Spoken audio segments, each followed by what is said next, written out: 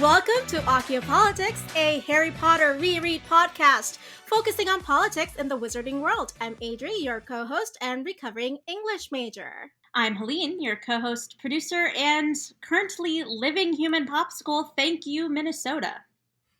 And today we'll be covering Chapter 22, St. Mungo's Hospital for Magical Maladies and Injuries of Harry Potter and the Order of the Phoenix. This is the one where Harry tells everyone about his quote-unquote vision of Arthur's attack.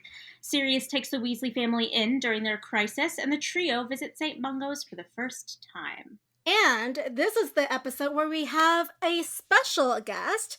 Hello, Mike from the Potterless podcast. Hello, how's it going? Oh, fantastic! Other I'm than sure like, it today's is. been a day. I've backed myself into a corner in like 28 years of asking people how's it going as like a greeting. It was fine until recently, but you know. Yeah, 2020 kind of made it so the default answer to that question is no longer fine. I know, gosh, of all the things it did to us, it also got rid of a common way that we just interacted as humans. Just added on Terrible, to the list. filled with dread. How about you? We're so excited to talk to you about this chapter and the politics of the world today. But before we get into that, we like to grill our guests on all things Potter. So we have a few questions for you first. Adri, what's the first question we had for Mike? So, Mike, when was the first time that you remember being aware of such a thing as Harry Potter? So I have an older sister, Megan. She's 4 years older than me, and she got into the books pretty soon after they came to the States. So I first heard about it because of her, and because of that is why I didn't read them, because before Harry Potter came out, she had just read Lion, Witch, and the Wardrobe, and my mom was like, I think you would like that too. So I started to read it, and I hated it. I absolutely hated it. So when Megan came around and was like, oh, I just read the first Harry Potter book, it's so good, I was like, no, I've fallen down this rabbit hole before. I'm not reading Harry Potter. So that did set up my future career. But yes, I would say probably like, I guess like around like late 90s, like 99, 2000 ish feels about right.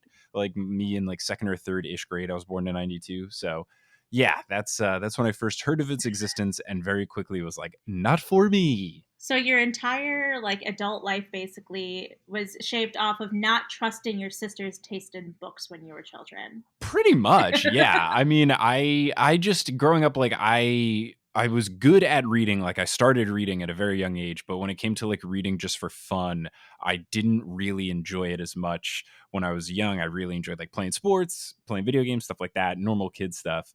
So it was harder to get me to read books just for fun. And I just was not into super fantasy stuff. I was more into like more realistic-y books. So I really got into like sports books about kids since I was a kid that played sports. And I really liked Holes by Louis Sachar and stuff like that. So love that book. Books where I could see myself in it, less so of fantasy. So then what as an adult made you want to finally read the series and also subsequently create a podcast about you reading the series for the first time?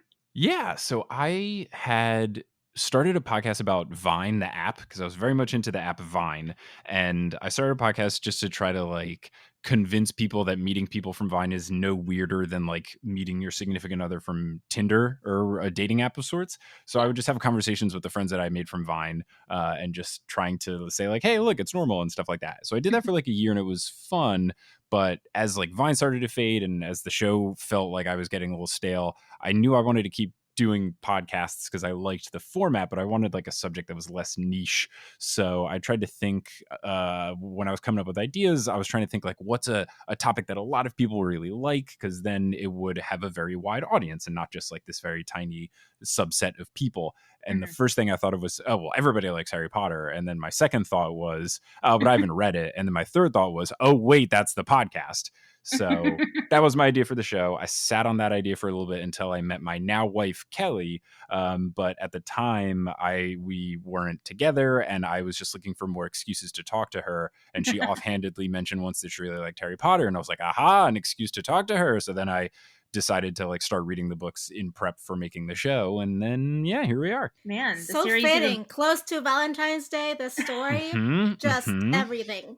Harry Potter brought you closer to your wife to be. That's so sweet. Yeah, it really did. Aw. All the game. I love it. So, if I've got my intel right, you're a fellow Gryffindor. I think you mentioned this on the panel we were on together years and years ago. Yes, many moons ago. Yes. So, hello, fellow Gryffindor. What's your secondary house? Sure. Main house, definitely Gryffindor. Very, very much so. I would say the secondary house of mine would be a Hufflepuff, just because I am very big into loyalty, whether it is serious things like friendships or silly things like sticking with my beloved New York Knicks franchise, even though they've been a terrible basketball organization for 20 plus years. So loyalty is really important to me, trying to like look out and be accepting and stuff like that. So I would say Hufflepuff is definitely secondary, though I have too many tendencies that are distinctly not Hufflepuff, like being, really trying to put myself out there and definitely wanting credit for things and stuff like that. Being okay with, hearing people say nice things about me, stuff like that. I feel like I've originally thought I was going to be a Hufflepuff. And then as I actually learned what the houses were, I realized I'm more Gryffindor, but I like to think I've still got a little puff inside me. Adri, your secondary house is Hufflepuff too, isn't it? Correct. I was okay, and then well, it's funny because then I'm a Hufflepuff, which my secondary house is Gryffindor. So we've got lots of Griffin puffs or Huffledores or whatever you want to call them here on this podcast for sure. Yeah, we've definitely got like a real imbalance of the houses tonight. we do not have that. Ravenclaws and Slytherins not welcome. Get out of here, nerds and racists. Bye. If you're a real Slytherin, I know you're not actually racist. It's just the ones in the books are. but you will stand by that nerd quote forever, correct? Yes, I mean, of course. Ravenclaws are proud nerds. I mean, I really don't think nerd should be an insult at all. Yeah, I very much ascribe to the Vlogbrothers definition of it, that like just being a nerd means you care a lot about something, and that's like, since when is that a bad thing? Yeah, totally. No, that's actually a great thing. Yeah. Do you have someone in the Wizarding world that you would consider your best friend if you met them in real life? I for sure think it would be Ginny. I feel a kinship with a lot of the Weasleys. I feel like I would be friends with Fred and George, but they're just a bit too silly and goofy, and I don't find pranks to be funny. And I feel like if you were going to be friends with them, you'd have to be really okay with pranks. I really enjoy Ginny. Just like, I feel like she toes that line between being silly when the time calls for it, being serious when the time calls for it. And I look to her for inspiration of trying to like be funny and uplifting, but like at certain times it calls for being somber or just being supportive, etc. And I think Ginny toes that line pretty well, so we're on the same page. Yeah. I'm sure Adri knows this because she knows me very well, but I'm sitting here with a huge grin on my face because Ginny is my favorite character. She's great. She's so great. All right, so we talked about BFFs. Who would be your arch nemesis? I'm going a little like non-easy here because I think it's very easy to be like, oh, Voldemort because he's Hitler, or Snape because blah blah. But I'm gonna go with one that one of the most surprising things when I started reading the series is that like Slughorn wasn't universally hated, and I find that to be very confusing because I think he's terrible. So I would say Slughorn just because I think he's like an underrated bad person. He's just so like, he's all fake. He's all about appearances. He's all about being a phony. He's all about optics and caring what people think. And like, he's like if LinkedIn was a person.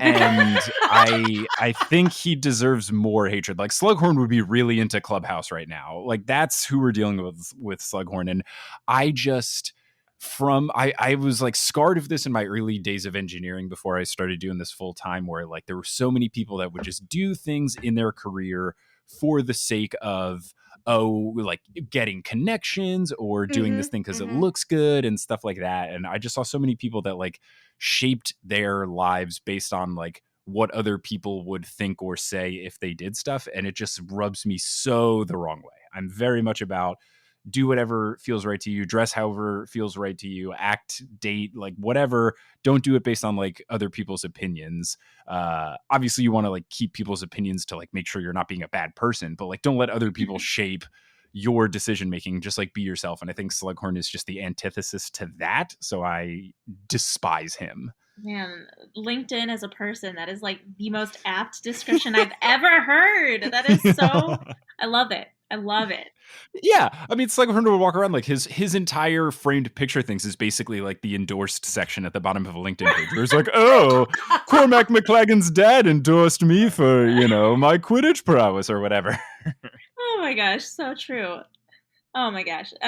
So if you could change one event or thing in the entire series, what would it be and why? I think what I would change is I would make Snape the complex character that Snape defenders think he is, because I think like in theory, Snape could be this complex character. And if you're going by movie Snape, he is, but purely just book Snape is like a trash dude. And then he does like the bare minimum. And now a lot of people are like, he's great when he's not. He bullies children for no reason. He goes out of his way to make fun of Hermione with the teeth enlargement thing, which is completely unforgivable. Makes fun of Neville for no reason. Like Neville, who has a terrible family situation. Like what a rough situation for a kid to be in. And Snape is like, oh, there's this guy who's incompetent at being a wizard too. I'm also going to make fun of him for no reason. Like at least there's a bad justification with the Harry bullying that Snape does, even though Harry's a child and Snape's 40. But like, at least there's a reason there with the grudge and all, but there's no reason for him to be rude to Harry's friends. So I feel like what I would change is just to make him more aligned with how Alan Rickman portrays him in the movies, where he's a bit more complex. He is, you know, like there's a difference between being reserved and curmudgeon-y and then being like outwardly rude in certain circumstances. So I feel like if Snape wasn't just like mean for no reason a bunch earlier in the series, when he starts to have his redemptive arc towards the end and you start to learn like his tragic backstory, I think that would make it land a little bit more rather than it come off as him just being this guy that just like couldn't get over a grudge for a really long time. So I would just like take out some of the bad parts, add in some more good parts so that he is truly complex and not like round up to being a bad person. I mean, we've said this before, but Snape is definitely just an incel. Like, I mean, yeah, I've seen like a lot of those threads and stuff, and like it makes sense. I feel like J.K. Rowling even felt like she got it wrong because movie Snape is so different. I feel like that was like her second crack at trying to make Snape. Well, you know, you add things like the shush under the look tower or whatever, the big tower thing. Astronomy tower. There it is, the astronomy tower. Thank you. Like adding stuff like that is stuff that just like was not there in the book at all. And I think if she could go back, but you know, J.K. Rowling, but you know. I think he could be more complex than he actually is in the text. Alan Rickman, rest in peace, was a fantastic actor who really, you know, made it permissible to like Snape. At least he's just so likable. How could it's impossible to not like? Even if you watch Die Hard, you're like, wow, this Hans Gruber guy, he knows what's up. Like, it's so hard not to like Alan Rickman in anything he's in. So I just wish that energy was in the book. Even in Love Actually, when he's like the trash husband, you're like, when he cheats on Trelawney, when he cheats on Trelawney, who he went and married when no one was looking, Love Actually, a Harry Potter spinoff. I'm here for it. Before we go too deep into our topic for today, we want to take some time to thank our patrons for keeping the show going. So if you'd like to help keep the show alive and get some exclusive content, please head over to patreon.com/aciopolitics. $2 a month will get you access to bonus content for every episode, and $5 and $10 a month tiers will get you physical rewards every 3 months. Now, today's Patreon exclusive content is an in-depth discussion on the power and magic of love in the wizarding world. Fitting, since this will be released the day before Valentine's Day. We've got it. All right, so now let's move on to our Potter Watch segment where we discuss the news in the United States.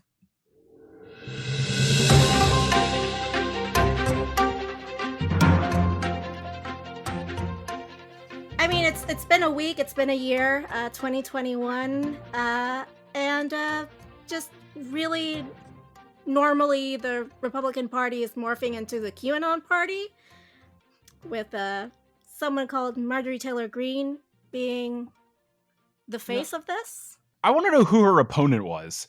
Like, what did a cardboard box run against her? Like, how do you? I don't know how she won.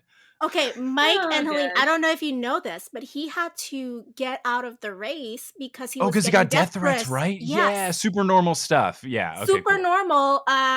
He was like, you know what? Yeah. I'd rather stay alive. Oh my gosh, and stick the rest of the entire country with this crazy woman. Thanks, dude. Well, you know, he'd be dead though. I mean, I'm sure he would have lost anyway. I'm sure in whatever district they're in, it was a very red place where he might have not been able to win the race anyway. But Yeah, you well- know, I'm very disappointed with all the stuff that's going on. The fact that she was like even brought into a high role, but then they voted to like kick her off committees and stuff, right? So that's at least fine. Yeah, they at Only the least Democrats proved- though. The Republicans wouldn't do Of it. course. No, there was like an overwhelming 11 majority. people It was like, voted yes, I think. Yes, few- 11 went people over. said yes. no, that wasn't. Wait, that was for the impeachment. For Marjorie Taylor Greene, I think it was like 140 to 60 or something. Okay, it was a big majority. So they didn't want to kick her off both committees, and then the Democrats had to do it. Is my understanding. Okay. Well, I mean, So- all I'm going to say is that apparently my people, the nice Jews of the world, have started California forest fires with our space lasers. So watch out, guys. Oh, right. Yeah, she 'Cause said oh my God. I'm going to come after you with my space lasers because I got all of them, you know? The thing that's so frustrating about all the news that comes out about her, it's like, look at this awful thing she said in 2018. Look at this awful thing she said on Facebook back then. It's like, where was this when she was running for office? Like, come on. How does this not come up before? It was apparently all out, and like Oh, no one dang. cared in her district. Of course, no one cared. Yeah. Because of course, because this world is on fire. Where is And her district? What part of the world? I Let me actually have see. no idea. Georgia, Makes sense. of course. Middle. Oh, Georgia did so good. I know. They disappointed us in this one area. Come on, Georgia. It's the 14th congressional district. I love Wikipedia. She's an American far-right politician, businesswoman, and conspiracy theorist. Oh, love that. Well, she definitely is. I mean, that's an apt description. So she isn't from. I've got some information from ballotpedia.org. It is a plus 27 Republican advantage county or district. It is 85.3% white, unsurprisingly. Oh, wow. Well. Well, so on a slightly different note, was anybody else watching the impeachment trials today? So I've been watching like some supercuts of it. First off, as a podcaster who edits my own podcast, the amount of mouth clicks that those microphones are picking up is death to my ears. It is like the clickiest, like someone give them green apples to eat, please. There's so many mouth noises. But from like an actual impeachment trial perspective, I gotta say, like the stuff that the Democrats have been putting forward, I forget the name of the guy who's in charge of it. The guy with the brown hair, he put together like some really solid stuff. And that little like 9-minute video that they played of just like all the January 6th stuff was so impressive that there was someone that I know who had previously gone like full Trump supporter that messaged me and said, I just saw that video. I am so sorry. Like, Wow. it was that good of evidence that it's giving me hope that it's turning around people that at least I knew didn't think January 6th was a big deal.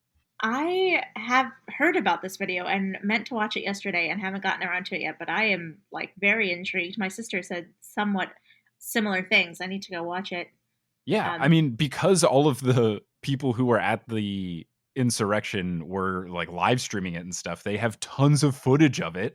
So the Democratic crime in the digital age. Yeah, I mean, they basically just did a big supercut of a bunch of videos from what happened. And what was big for me was that I was still pretty tuned into everything that went down that day, but there were some quotes from Trump himself at the little rally thing that was going on the day itself that I had never heard. And just like, you know, I put the pieces together from his tweets and his rhetoric that he was trying to incite the insurrection, but it didn't seem like 100% direct, Yeah. even though it was obvious for anyone that like used critical thinking skills to think about it. But in some of the video, they have quotes where he was straight up like, he basically was like, we're gonna go to the Capitol. Like it was Yeah. way more direct than I had even realized. Yeah. Fun fact, Marjorie Taylor Greene also did a live stream of herself walking down those corridors where they were going to trap senators and congress Oh people and gas yeah. them. Maybe like a few days after like everyone was like strip her away from her committees. And I'm just like, she just like doubles down like Trump. Like, Mm-hmm. I'm going to say you shouldn't be fit to do this because you're a crazy conspiracy theorist, and then you're going to go and do something even worse. Well, she's already been stripped of her committees. What else are they going to do to her? But this was before she was stripped from her Oh, committees. I thought you said after. Okay, I must have No, so misheard after you. it was announced that after Democrats were like, let's strip her away from her committees because of all the bullshit she'd been putting out. And she did a live stream of like showing everyone the tunnels, and I was like, what are you planning, you idiot? Like, I mean, I don't try to understand these people. They don't. I mean, it doesn't make any sense. And but the sad thing about all the because the impeachment management, like, are they called impeachment managers? I can't remember. Impeachment managers, yes. Yes. So I was watching all their speeches today, and they were all so good. And then it just hit me after a while that I'm like, this is awesome, but they're not going to vote to convict. What? There's no point in this. It makes me so sad that this is all for nothing because 45 out of the 50 Republican senators, or 45 out of 49 now. I can't remember how many there are. But 45 of them have said that this is an unconstitutional impeachment and they're not going to vote for indictment. So it really is not. There's no point. I think though, Helene, if they get enough like public push from their, from where they're representing, from people watching at home who get their, minds changed, they might have to, because they're cowards. We know that. Well, I mean, I'm definitely hopeful, but also realistic. Well, yeah. Hopeful, but remain skeptic. 2020, Right. 2021, 2016, 2017. Every And so year. on. All Every years year from to come. my entire adulthood now is hopeful, but remain skeptical. The guy's name I couldn't think of, it was Raskin. That was his name. The Democratic manager. That was going to haunt Jamie you. Raskin, Democrat from Maryland. I wanted to look it up. I got to give him his credit. He had some really solid stuff. He's been doing a really great job. You know wonder- who didn't do a good job? Trump's lawyers. I just wanted to get that in Oh, there. Oh my gosh. boy. Hachi Machi, baby. Had some fun stuff. Oof, yeah, they were bad. Ooh. I too could go to law school. They're just showing us our potential, guys. Sky's the limit. On to Hogwarts Debate Club, where we reveal to each other the politic that we think stood strong throughout this chapter.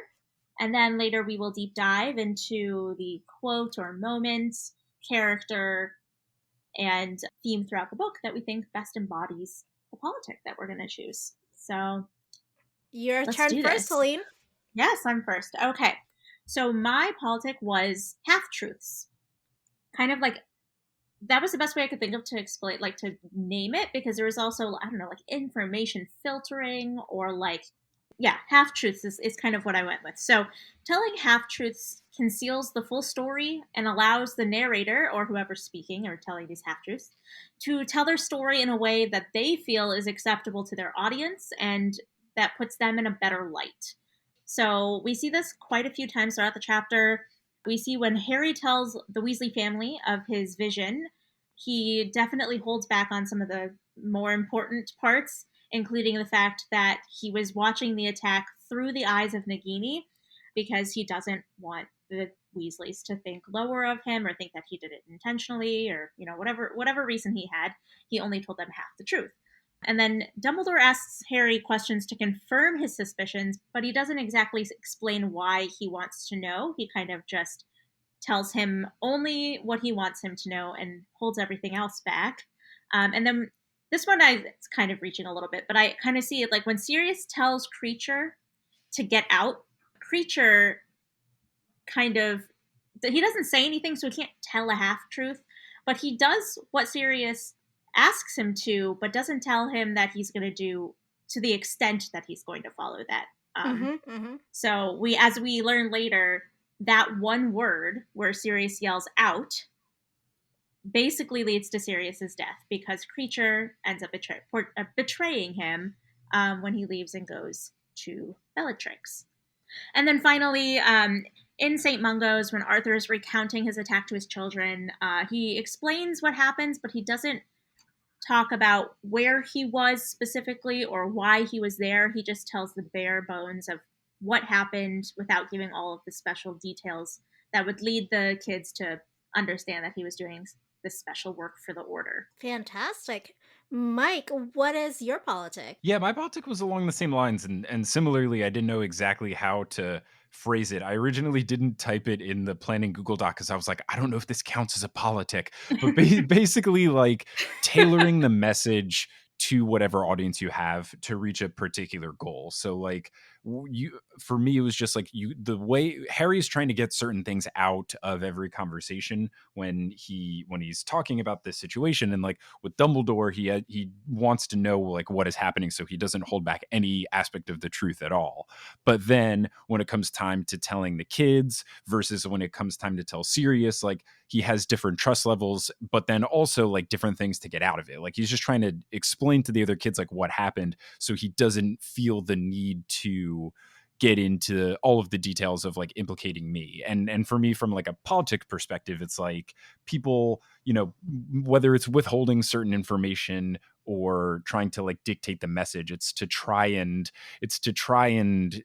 get to a certain point and frame your argument or whatever you're trying to say in a way. It's almost like it reminded me of when people like slip things into bills and then try to like not mention it because it's like, oh, the main thing you should take away from is the relief package, but also we did this thing where like a bunch of money's going here. So like it made me think of that too. As far as like the particular quotes or moments in the chapter, I think just the way it's structured in that the Dumbledore conversation, which is the like all out in the open thing, the fact that that happens first, when you see Harry have all the subsequent conversations, as the reader that knows everything, you know what he's holding back. So like you can tell by what he's not saying what he doesn't want people to hear. So every time he has that conversation, you hear the story be a little bit different, like what's being withheld. As far as a character, I think it is Harry because it's interesting to see how he approaches all the different people, like all the different audiences get a different version of the story. And then I just like throughout the book, I think it's definitely something Harry does. It's most prominent in this fifth book when he's trying to be or he's just being like irrational for certain things, and like we see it later on when he does the serious thing, when he's seeing the vision and all of that, and he just really wants them to act on the vision. It's something that Harry does to try to get to a certain area, is tailor how he speaks and how he shares the information that he does have. Well, I think you guys' politic they're intertwined with each other, but also kind of with mine. So we all had like the same take on different things.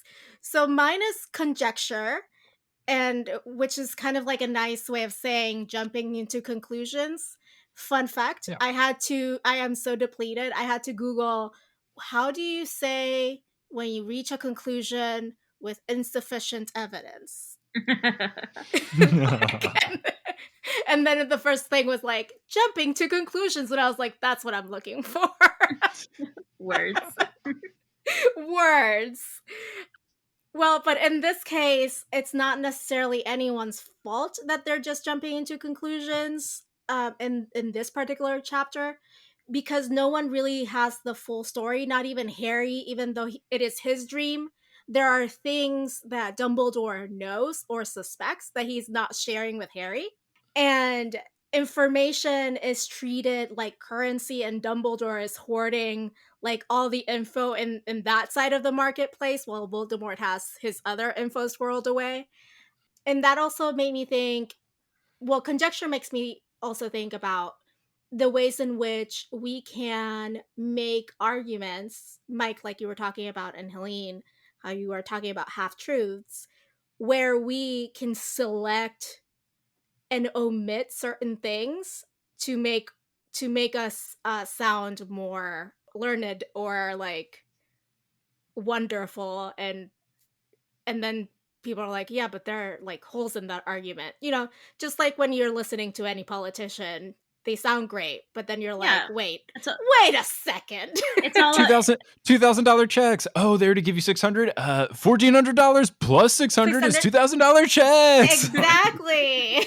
But also maybe to only people who make $50,000 or less. Exactly. yeah, presentation is everything. Definitely, I think while, yeah, I think definitely all of our politics are very political in nature in the fact that this is just a way that politicians communicate to people. And this is how they get ahead in their careers. They have to make sure that they're saying the information in a way that makes them look good. They have to spin it, as Mike once said. Mm-hmm. Well, they have to also appeal to the greatest swath of voters Right. or Yeah. likely voters. So they always have to have someone who is telling them, like, this is what people who used to like you are saying on Twitter. Like, get your act together. Yeah. Yeah, Because now definitely. Even though Twitter's like I don't know, like, what is newspapers are the fifth estate or whatever. Twitter is like the sixth circle of hell in our government. true, true. And like, even though I did pick Molly as my character that embodied the politic this time, and even though I did pick her, I do think that Dumbledore probably embodies the politic throughout the whole book. Molly really, for me, embodies it in this chapter specifically, Mm-hmm, and mm-hmm. in the fact that like she is the person in the room when they're in St. Mungo's, enforcing Arthur to make sure that he withholds the information that she does not want her children to hear. So she's the one that's like making it so that there are half truths and there are things that the kids don't know.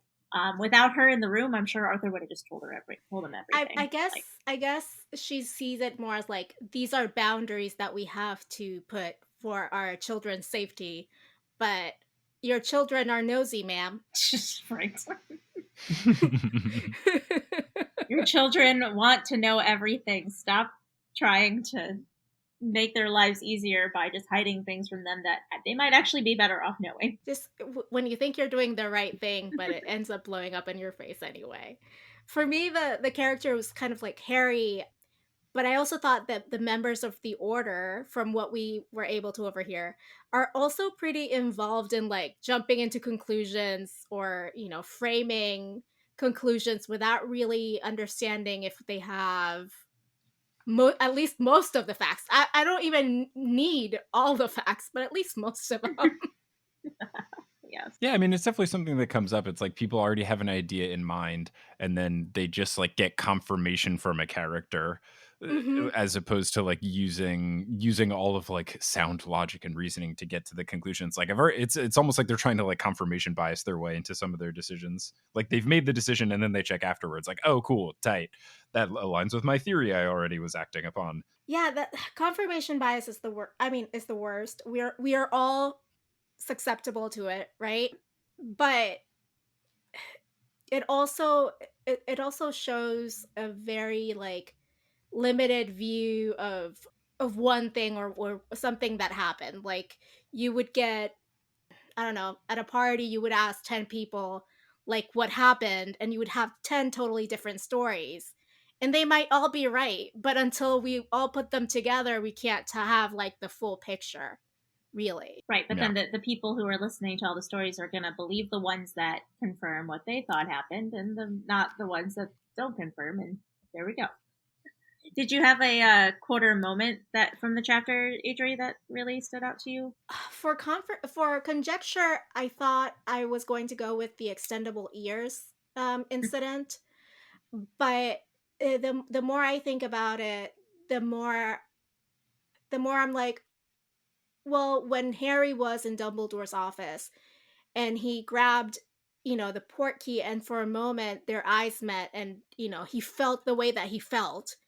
Oh yeah. He jumped into a conclusion of, "Oh my god, what is wrong with me? Why do I feel this way?" And, hormones, 15-year-olds, whatever. So that to me sets the stage for what comes later in his self-loathing. Yeah, like he immediately assumes that he is actually feeling those things himself, and that he's not being manipulated by outside forces. Like he feels it, and he's like, "Oh, that's how I feel. That's so weird." Instead of like, maybe thinking about it a little bit more critically and thinking, "I don't really feel this way. Something else has to be going on." Well, but feelings, man. Right. He's usually very like emotionally aware. Harry Not is. in book 5, you know this. This is this is the one where I could most connect to Harry on a very angry level. Because you're not in touch with your emotions. Is that what you're saying? I am very in touch with my anger sometimes, let me tell you. No, I mean, all joking aside, to me, this book encapsulates all those teenage emotions that ran so true for me as a teenager. Just constantly angry at the world and being like, why does everyone hate me? Not really everyone hated me, but Well, just obviously. dramatic. It Just a felt bit like they dramatic. did. Thinking back to being a teenager, Harry's age. I mean, not even just being his age alone, but also, going through the shit that he went through as a kid, like parents dying in front of you, friend Cedric dying in front of you, living in an abusive household. Yeah, you got to deal with that, all of that, and being 15 and going through puberty And having figuring out how to be a wizard. exactly. And like like the elderly wizened headmaster who I so admire is not taking my calls all of a sudden. Right. I've been put on read receipts by Dumbledore. Aww. Just constant ghosting. Like I mean, and there are literal ghosts here, so The girl I like keeps crying every time she kisses me. I don't understand what am I doing wrong? Poor boy. Oh, it's just because our school doesn't have a guidance counselor. Okay, cool. Oh, yeah. I'm the leader of a movement I never wanted. Honestly, if I did live in the wizarding world, I would totally be the first ever wizard therapist. I would love that job. Do it, yes. I would love it, and they really need it. I'm They really do. filling They a gap really there, do. filling Yeah, up no, it's a necessary need. yeah. There wasn't any Simungos didn't have like a ward for mental ailments, did it? Of course not, no, because there's no wizards with any sort of mental problems in J.K. Rowling's books. Except for Gilderoy Lockhart, who Yet she like Went Right, down but that's because memory. a spell happened. Like nobody has like a Exactly. normal mental health issue at all. Well, it's so weird because like she doesn't address just the normal mental health things in the wizarding world, yet she makes an entire character, beast, being, thing that is a huge metaphor for depression. Like, why put all of that time and effort into creating this huge metaphor for depression and then not address any other mental health issue at all throughout your Well, entire the thing is, Helene, let me Rolling explain something to you. role explain. There you go. Okay. Depression, Dementor, obviously. But they don't need mental health. All they need is to do the Patronus charm, and it works. Kind of like how Tom Cruise is like, vitamins. You don't need Well, anything no. else. So, I mean, to even make that even more simplified, the Patronus charm requires you to think of a happy memory. So, when you're Yeah. depressed, just think of something happy and you'll be fine. Exactly. Well, like Tom That's Cruise. how it works. Like Tom Cruise's Scientology, like, you just have to have vitamins. Nothing else works. I think that's what happens when you go to therapy. They just ask you to like remember good things. Yeah. Like, oh, that sounds really bad. What's a happy thing that happened to you? Oh, this one time I rode a bike. Oh, wow, cool, great. You're What? cured. You're fixed. You're cured. Have some chocolate. Yes, chocolate does fix everything. I mean, at least it helps. So there's that. Well, speaking of Dementors and chocolate, Wait, do before you? we get there, Ah. before we get there, 1 second. I know Oh, it's a sorry. Go perfect ahead. transition. It's a perfect transition, I know, and I'm sorry for ruining it. But I just wanted You're to. ruining my life, Aline. Why does I know everyone hate me? it's awful. I'm a horrible person. I just wanted to. I did look up all the like floors and wards or whatever in St. Mungo's. And I just wanted to confirm there is not anything for like mind things. Although I mean, most of the people we see in St. Mungo's have some sort of mental ailment. I mean, Lockhart, Neville's parents, like they both are suffering from mental ailments, but they would probably go to the spell damage on the fourth floor. That's all that there is for, because all the other ones don't really have anything Because to do that's with the only mental way health. you can get a mental health issue in the Harry Yep, Potter world because of a spell. exactly. Yeah, Yep. not near death experiences without Nope. having been hit with a spell. Cool. Right, right. PTSD. Who? I don't know her.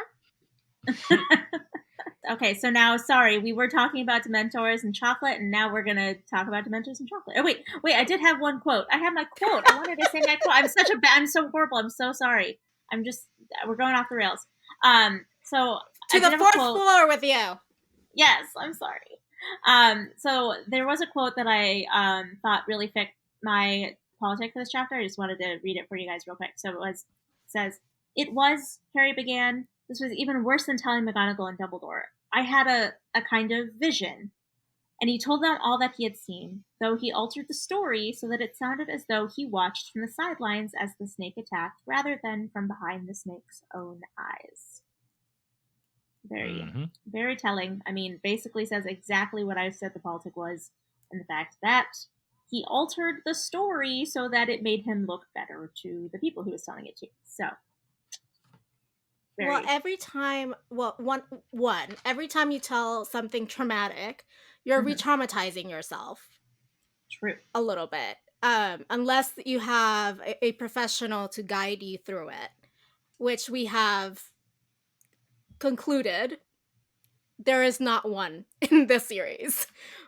And he knows, I think Harry knows pretty well by now that like maybe it's not the best look that I was watching from the snake's point of view, because people are starting to get a little suspicious. Yeah. You know, just a little thing here called the Daily Prophet. The guy has to go through so much scrutiny in his life. Like, I like respect him for wanting to make his life a little bit easier. Like, you do you, Harry. Also, on a less superficial level though, I often wonder if every time, you know, we're telling a piece of ourselves to someone else and we want to protect ourselves and change like something slightly insignificant or significant, but the end result stays the same, if that is a way to yourself deal with the trauma by kind of separating yourself from it a little bit. Yeah, I mean, it's also a thing with like trying to change the story. It's definitely a thing where like if you continue to like tell a story with an altered detail over and over and over again, you then convince yourself that this is actually the true version of the story. Yeah. Kind of like what happened with Slughorn and his memory in Half-Blood Exactly. Prince.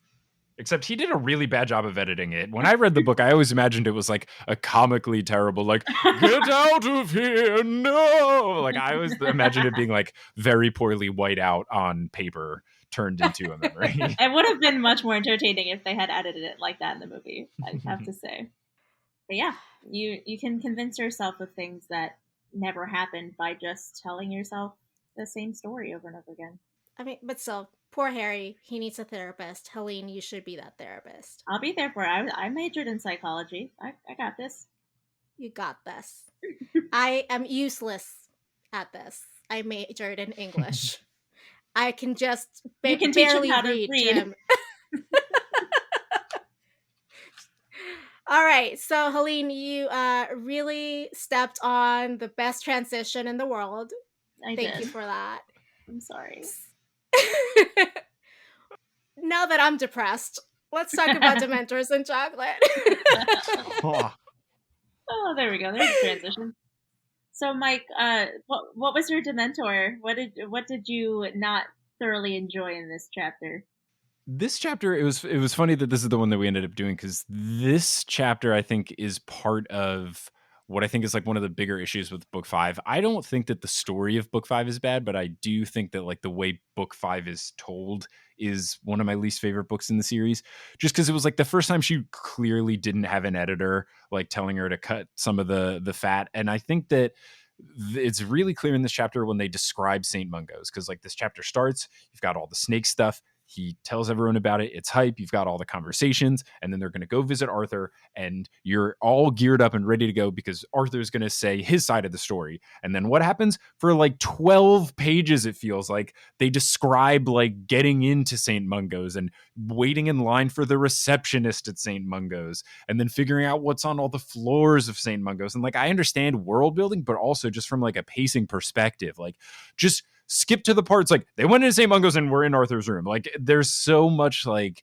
description of how the building works and how they get in and all this stuff that just felt so mundane and unnecessary. And I was just so antsy the first time I read it, and this time rereading, I was just like, just get to the part where they talk to Arthur. Like it's so, I feel, drawn out.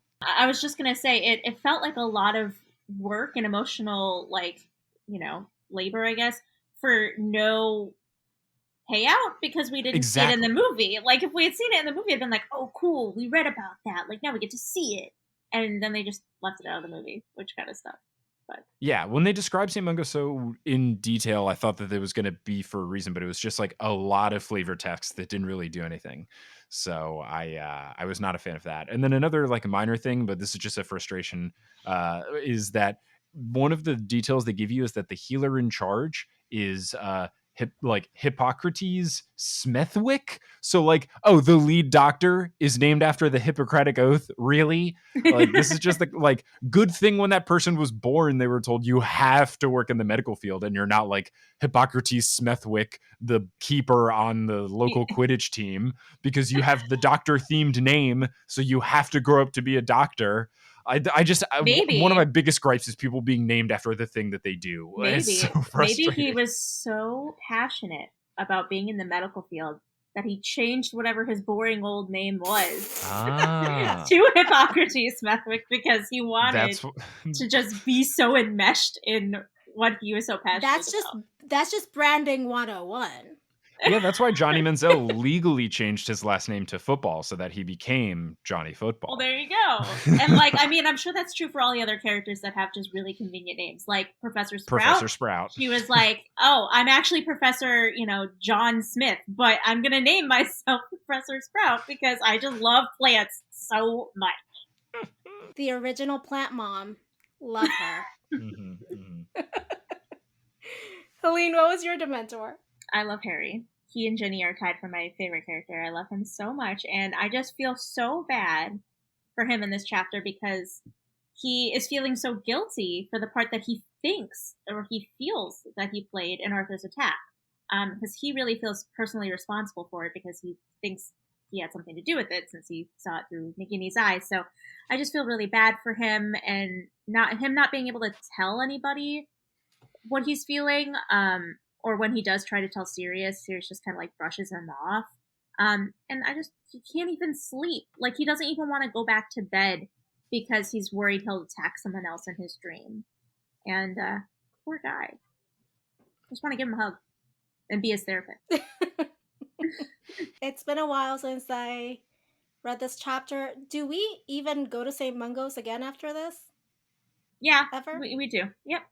We have to meet Neville's parents and check in on our old pad. I was gonna say pal and buddy, and I just said Patty. I don't know. Our old pal Gilderoy Lockhart to see how that memory charm is treating him. So Okay. we go back at least once.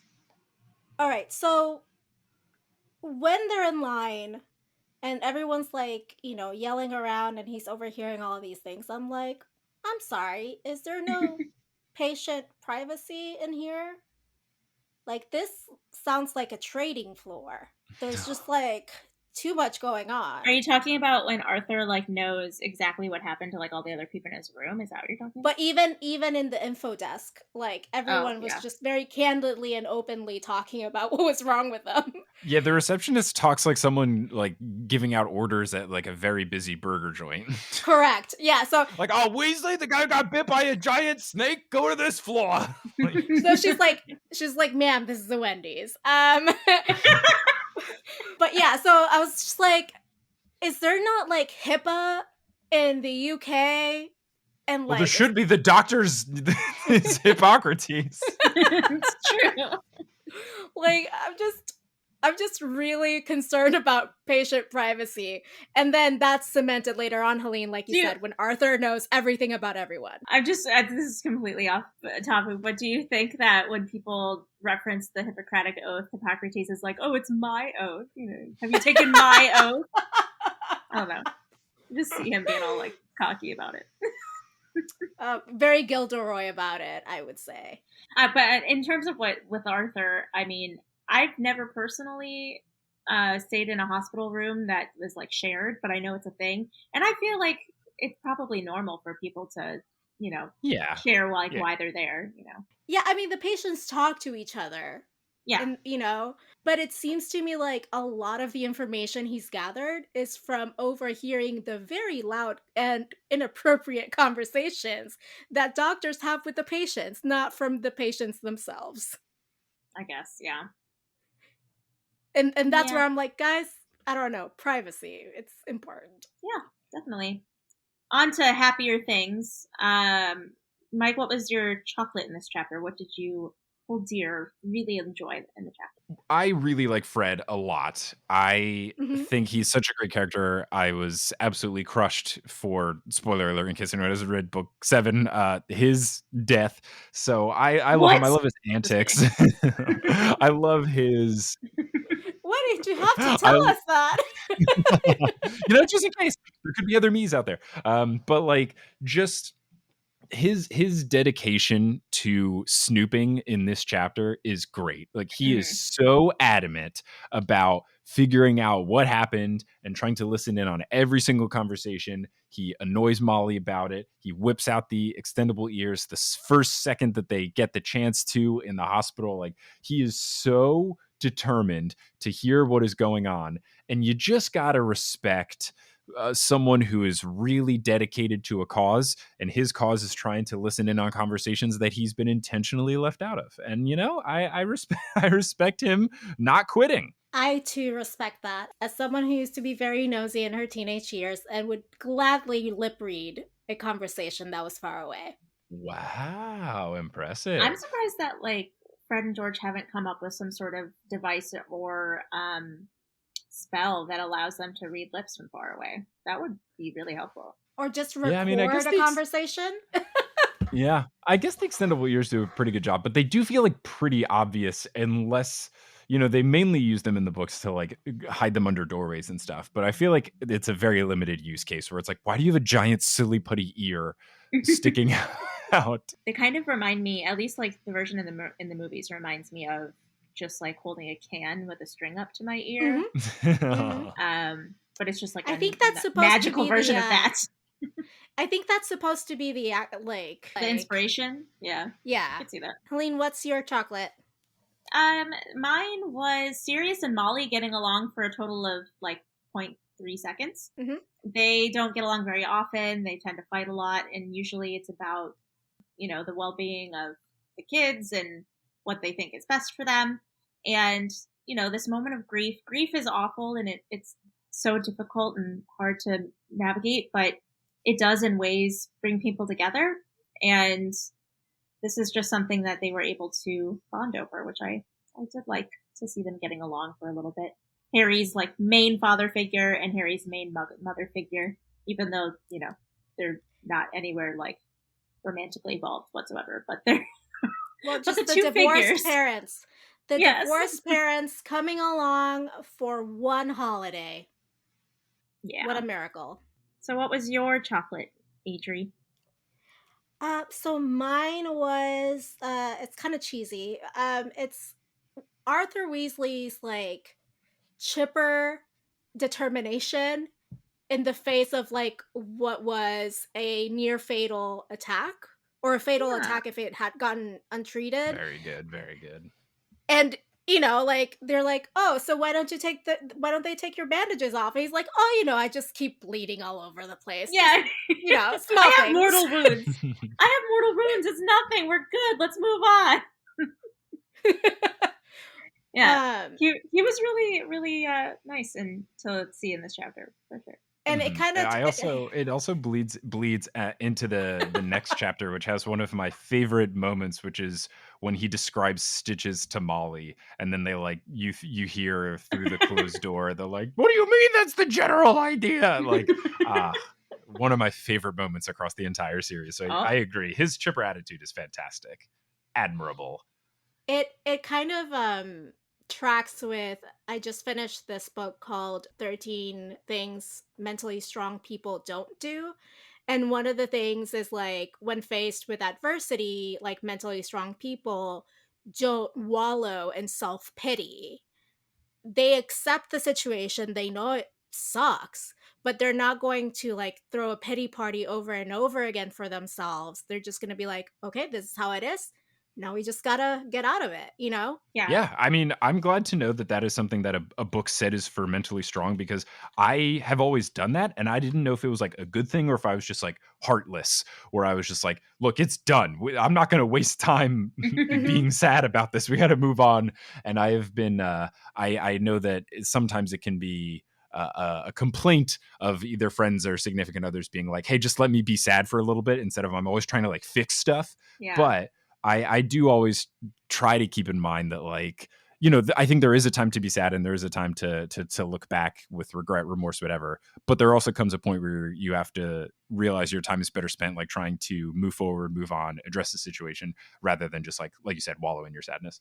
I have to wonder if, I mean, I do believe that Mr. Weasley is very mentally strong, and I do believe that he doesn't wallow in his self pity for very long. But I also have to wonder how much of that demeanor that he was putting on was to make the kids feel better about him being attacked. Yeah, Like, I think it could be to make Harry feel better too, because if he knows the truth, I don't remember if Mr. Weasley actually like fully knows that Harry's behind it, but like it could be a bit of an act to try to not make definitely the kids, but maybe even Harry too, to be like, oh, it's not that big of a deal, kind of thing. yeah, definitely. Helene, I think that you have a great point there. The one thing that I would say to that is that sometimes, even when you're pretending to be a certain way, and just for X reason, Are you going to say fake it till you make it? it actually helps though. It's kind of Yeah. like, if you're, like, I hate this. I hate that it's true, but if you feel like a certain way, if you like smile for 5 seconds, it kind of becomes a little bit better. Not Yeah. completely, but a little bit. Yeah. Just like today was a trash fire and we're here laughing. Exactly. All right, so on episode 521, because we had a bonus episode last week, we asked the following question: if you could read the series from another character's perspective or point of view, who would it be and why? But first, I want to ask Mike I this was just question. about to say that. I was like, before we read the responses, can we see what Mike says? Because I want to know what Mike would say to this question. Okay, so it's reading it from someone else's perspective. Yes. Yes. Like, think I- Midnight Sun, Twilight Right. Moon. Right. No, I know this. I know this Midnight because my, Sun, my but wife good. read that book and I was confused by it. I was confused by it existing. I was like, is this good or is this just Stephanie Meyer wanting more money? And Kelly was like, yeah, it's pretty good. So I feel like the easy answer here is Hermione. And I know that there is someone who has been making fanfic versions of it. And I think they just released like the second book all from her Ooh. perspective. A lot of people sent that my way because on an early episode of Potterless, I was like, they should do this from Hermione's perspective. And a bunch of people are like, they did. And they emailed it to me. Ooh. But I think if I'm trying to go a little outside the box, I would love, just because we get some glimpses of McGonagall's like inner thoughts when she doesn't hold back, when she's like very sassy towards Trelawney, or if she's very sassy towards Umbridge in particular, like she really pulls out Yeah. her inner thoughts. I feel like getting to hear McGonagall as a narrator, because like we all, you think the meanest thing in our head and then say a normal version out loud. Like, if we have a whole book of McGonagall just like thinking ill of everyone that makes whack decisions, it'd be really good. Like, I think McGonagall's inner thoughts are probably incredibly biting, and I would love to hear them. So I feel like the books from her perspective, just to be like, oh, Potter back on his bull again, I think it'd be very fun. Oh, these idiots would be like every 5 seconds. Exactly. Yeah. It'd be like, oh gosh. I just think I just think McGonagall, as always, is my idol now. Like, when I read the books the first time as a teenager, I was like, oh my god, Hermione is everything, blah blah blah blah blah. And like, as an adult now, I'm just like, I stand McGonagall all the way. This is who I will mold myself after. Just kidding. I was already this way. If McGonagall did one of those things where it's like on Twitter, it's like, quote tweet this with the 5 most active emojis that you use and frequently used, her top 2 would be eye roll and facepalm. Like, no question. So true. So Completely true. It would be like eye roll, facepalm, and then the boxes that say okay and the box that says cool. Like, it would just be all of those. The X. Oh my gosh. Yes, I want to see just like the top most used emojis of all the main characters now, because I need to see that in my life. Ludo Bagman is just every single one of the dollar ones, the flying dollars, the bag. The bag, yeah. All the different currency rectangle ones, like the yen. Yeah, totally. And maybe some like sportsy things thrown in there too. Yeah, he's got a basketball in there. Yeah, I was gonna say, when I answered the question on our Twitter, or on my Twitter, I definitely said Hermione, because you would expect me to say Ginny because she's my favorite character and I love her and I want to, see things from her perspective. And in parts, yes, but like, why would I want to read a book that's not from the perspective of the trio? Because then you don't get to see all the good stuff. Like, the way I thought about it was like, I want to see all the stuff that the trio sees, but I want to see it from somebody other than Harry. And I thought, Hermione's really clued in. She already knows all this stuff before everybody else. Like, the third book would be so interesting from her perspective, because not only is she like going and doing all these extra classes and she knows about the time turner, but she like knew about Lupin and being a werewolf like way early on. Like, all this stuff that she catches on to like super fast and doesn't tell the boys until much later in the book. Like, you get to be in on that stuff. Yeah, like in book 2 when she figures out it's basilisks, like you can get the whole reveal and not just her giving like the Spark Notes version. And then of course when she's petrified, they'll just be blank pages up until the part where you get. That would be a power move of a book. That'd be so funny. And then I was blank. There's one of the Lemony Snicket books which I read as a kid. Ooh, I don't remember which one, but in one of them, the kids like. I think they have to like cause the lights in the building or something to turn off. So they like stick something into a power outlet to like overload the electricity and it turns it off. And like the last word on one of the pages is like, don't ever. And then you flip the page and it's 2 full pages of just the word ever. Like, and then the next page is like, do this. So I think it could be a really fun power move like that. That'd be hilarious. Just like chapter 18, I was still a statue. Chapter 19, still a statue. Yeah, it's like the record scratch freeze frame. Hey, you may be wondering. I got petrified by a snake. Yeah, I just stared at the ceiling in the hospital wing for 3 days straight. NBD. It would be funny if her thoughts were active. So it was 3 chapters of just being like her counting all the speckles on the ceiling or something. Yeah, it's like, oh, what do I do? I'm so bored. I wish I could read right now. Like, I wish I could ask Madame Pumphrey to put a book in front of my face. I was just gonna say that, Helene. Oh, great minds. It's all good. just like, I wish someone would at least talk to me, put a book in front of me. I don't know, something. Turn me towards the sun. Or no, you know what it is. You know what she's actually worried. She knows what she's doing. She's worrying the entire time about the fact that she can't be studying for her exams, and then she realizes, true. And then she realizes the exams got canceled. A sad day in Hermioneville. Yeah, true. Very sad.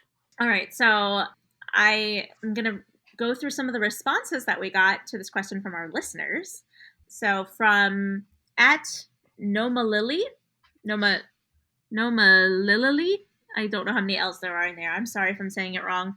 They said, Padma Patil, I'd love to experience life as a normal Ravenclaw and learning all the things, school-related or not, while having some connections to the trio via Pavarti and access to background gossip and drama. I like that. Fair. Especially the gossip and drama part. Right. Like getting to hear all the deets and get the dish from the sister in Gryffindor. That'd be pretty cool. Yeah.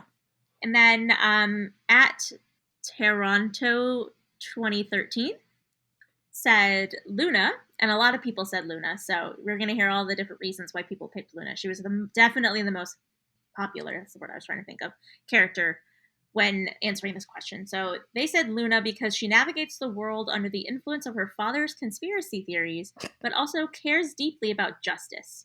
She knows what death is and seems to understand Harry better than anyone else. She builds meaningful relationships with outcasts, and she's my favorite character. Wasn't it a few episodes ago where we discussed whether or not her dad was actually Q because of the Quibbler? It has Oh Q my in the gosh. title. I don't know if we actually talked about that, but that is very good comparison. Yeah. I think it was like a throwaway comment we made, and I was just like, I'm sorry, but Yeah, the Quibbler, QAnon. But at least he like skewed positive, He's where like, he like did good things with yeah, it, not bad things. But well, he's turned dark recently. If QAnon was like a liberal, right. 2020 has damaged us all. Okay, but I mean, Luna and Zeno are definitely the resident conspiracy theorists in the series, so it fits. Paris, one of our patrons, also said Luna. They said, I would love a Luna point of view. She's one of my favorite characters and also one of the kindest characters in the series. I'm learning that Luna is a lot of people's favorite characters, not surprisingly. But our editor, Allison, said Luna because she wants to know what's going on in that head of hers. Yep, accurate. Mm-hmm. Yes. Luna also would be a good one on a similar vein of McGonagall, where like Luna, in not a mean-spirited way, just in like a not understanding social cues way, sometimes accidentally thinks really mean things about people. So she also could have like some really, really funny, just like deadpan humor kind of thoughts about Ron making a poor decision or Harry being silly, etc. I feel like a book from her point of view wouldn't be a lot of internal dialogue because I feel like she says everything that's on her mind. So I feel like it would be like she would like think it and then she would say the same exact thing, like, "Oh, Harry looks good today," no filter. And like, "Oh, Harry looks good today." She'll like it would just be like, "I think I'm going to say this out loud now." Yeah, Luna to me, as a neurodivergent person myself, really like hits all those notes of being neurodivergent in the way of like, this is a social norm I didn't know was a thing until someone explained it to me, type situation. Only no one has really explained it to her, or if they have, she doesn't want to listen or doesn't care. Maybe both. Yeah. I mean, and obviously there are levels to this. Like some people can mask their neurodivergency better than others, and we shouldn't really be masking ourselves to quote unquote fit in. And Luna's just unapologetically herself. Totally. I think that's probably why she's a lot of people's favorite characters. Yes. Sure. A lot of people aspire to be like her. See, Ginny's my favorite character because I aspire to be more like her. So I feel like more other people choose their favorite characters based on people they want to be like. Mm-hmm. Same, yeah. Then we have a couple more answers. Rosewood_wands on Instagram said Dumbledore because there was so much going on behind the scenes that we didn't know. I also agree that would be interesting, for sure. Tested Eye Potter _podcast said Lupin because of adult perspective, memories of the First War and Harry's parents, order business, and also romance. And he's a complex character who does make mistakes, so it would not be boring to read the story from his point of view. I like that a lot. And then finally, Noland Creative on Instagram said Sirius, mainly because I'm a hardcore Wolfstar shipper. I'm loving these. Thank you guys so much for answering that question. Maybe one day we'll get it. Maybe hopefully not from the same author. That would be nice if someone else would jump in and maybe make a more diverse story from a different point of view. That'd be pretty cool. But yeah, it's just so fun to kind of speculate what those stories would include if we saw them from different characters' point of view.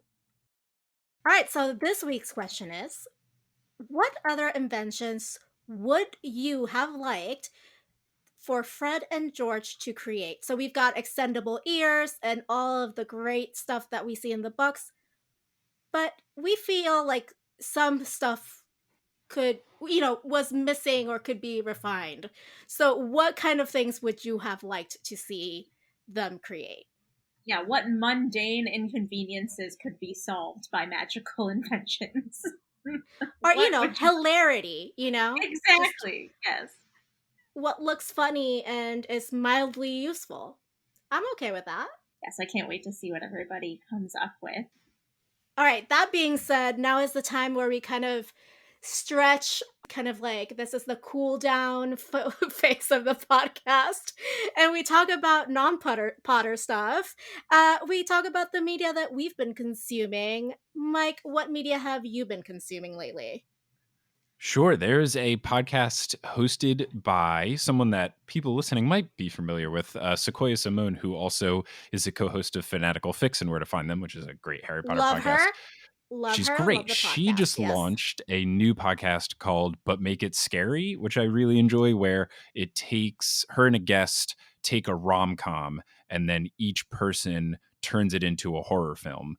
So they've done The Notebook. They did, I think, 4 Christmases. They did a Christmas movie around Christmas time. And then I was fortunate enough to be on the show and I did The American President and turned it into a horror film. So it's a really fun show. It's brand new. There's like 6 episodes or so. So I think it's very funny. And I've been very much enjoying seeing people turn rom-coms into horror movies because I am such a baby that I don't like watching horror movies, but I really enjoy like reading Wikipedia summaries of horror movies. Same, So I same. can like get the plot without actually having to go through the fear. So listening to a podcast of people crafting horror movies is like right in my wheelhouse of like the horror I feel safe and secure enough to have without actually having to watch a scary movie. Must be a Gryffindor trait, Mike. Yeah, don't know. clearly. Big brave boy over here. No, because I hate horror movies too. Like, I cannot.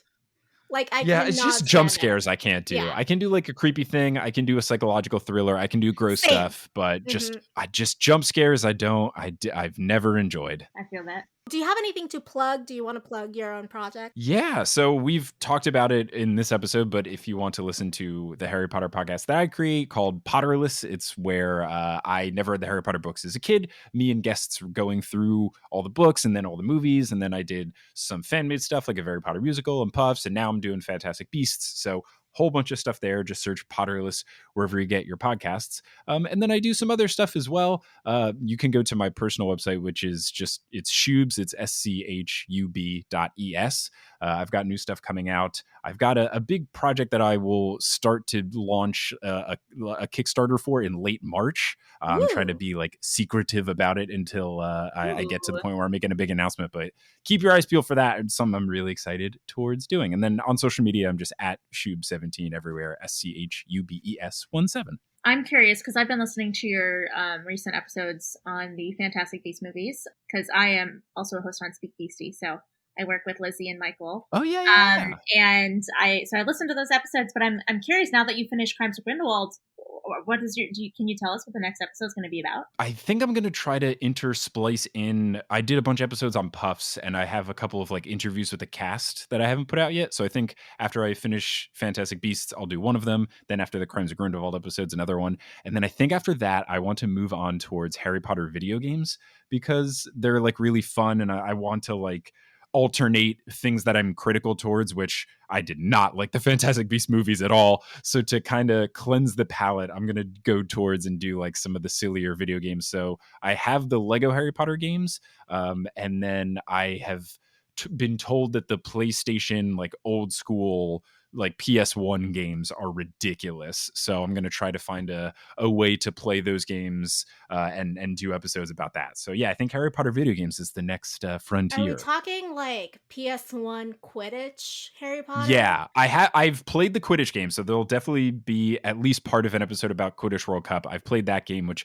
even though I hate Quidditch in the books, Uh-huh, I uh-huh. did enjoy that video game. It was very fun. So I not a sporty person myself, but I do the other stuff, the reading of the books.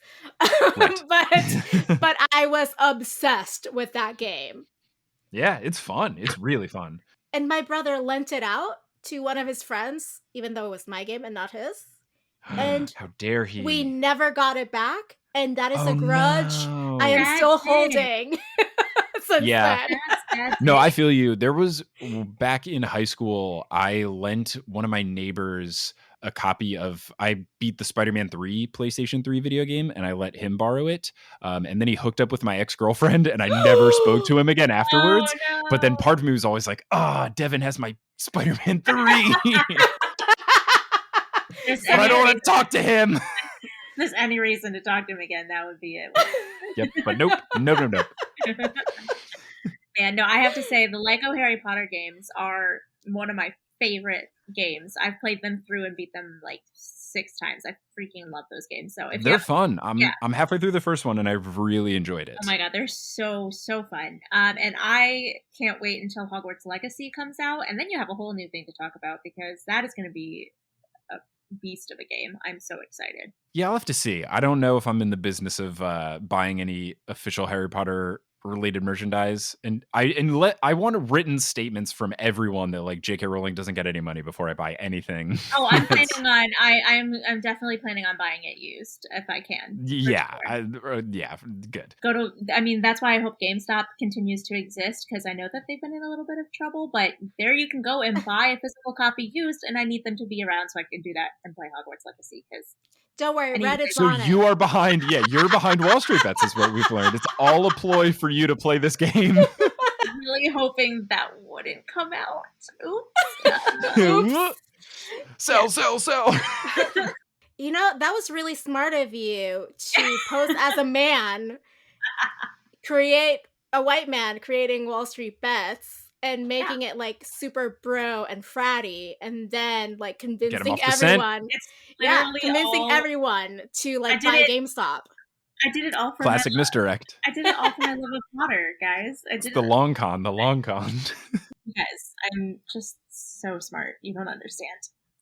Well, when you're not moderating Wall Street Bets on Reddit, Helene, what media are you consuming? Yeah, so I feel like because this pod has seen me through my journey of watching Bones and the slapping theme song. But I just finished the last season and there's like a hole in my heart. Like 12 seasons of a show, that's a long time. And now it's done and I'm sad.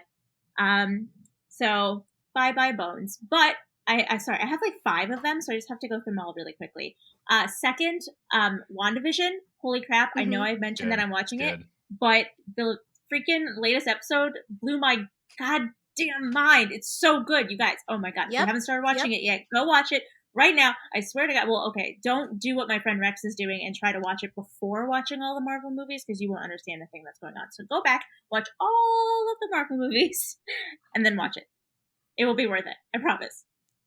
And then finally, I watched a documentary on Hulu called Framing Britney Spears. It's from the New York Times. Good things. Oh, yeah, it's fantastic. It's really interesting. It's weird because I grew up, like I was alive during all of the stuff that went on. I was born in 1993, and like the whole thing with like Britney like shaving her head off and going crazy with paparazzi, that was all in like 2007. It was all back in like 2007, 2008. So I was alive, like I knew it was going on, but I really did not understand the whole conservatorship. Like I didn't realize that was a thing. So for those who don't know, like aren't up on their Britney pop culture and haven't watched the documentary yet, when Britney was, when she married Kevin Federline and then had her children and then kind of went insane, as people say, which is not what happened, but that's how the media likes to say what happened. and shaved her head and went all crazy. Her dad put her under a conservatorship so that he would have complete, total control over her estate and her money and her person, because he was worried that she was going to lose all of her money or spend it on something frivolous and not have money anymore. Mm-hmm. And that basically, like, she's been in this conservatorship for 12 years, and she has no free will about what she does with her public life or her money or herself at all. Yeah, her contracts are all run through him. She has no say. He can accept any contract on her behalf. He is basically, and he's also taking a salary from the conservatorship. Multiple people are. There's multiple Yeah. conservators on her conservatorship. Yeah. So It's he gets awful. paid on both ends. He gets paid on that end and also on making the deals for her. Yeah, so she's this grown-ass woman, and she doesn't have control of her own life. And she has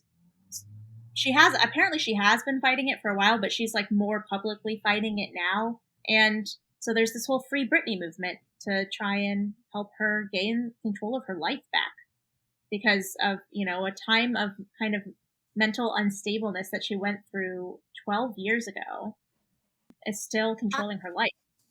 Honestly, I think she was, postpartum depression, definitely.